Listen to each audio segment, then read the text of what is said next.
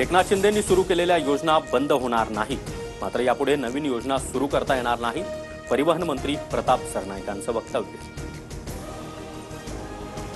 राज्यभरात 9 लाख लाडक्या बहिणींचं अनुदान बंद. छाननी प्रक्रियेदरम्यान लाभार्थ्यांची संख्या कमी.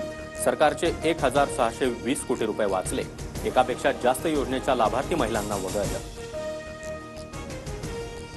बारामती आणि परळीमध्ये नवीन पशुवैद्यकीय पदवी महाविद्यालय स्थापन करण्याचा निर्णय.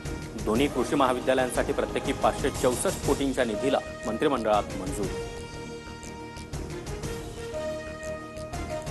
कुख्यात गुंड गजा मारणेला 3 मार्चपर्यंत पोलीस कोठडी. मंत्री मुरलीधर मोहोळ यांच्या कार्यकर्त्यांना मारहाण केल्याप्रकरणी पुणे पोलिसांकडून मकोका अंतर्गत कारवाई.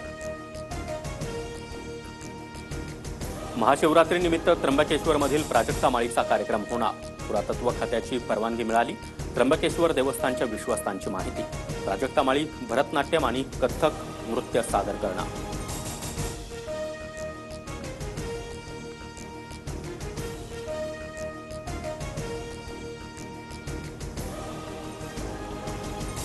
सरकारी कर्मचाऱ्यांच्या महागाई भत्त्यामध्ये 3% वाढ. राज्य सरकारचा निर्णय.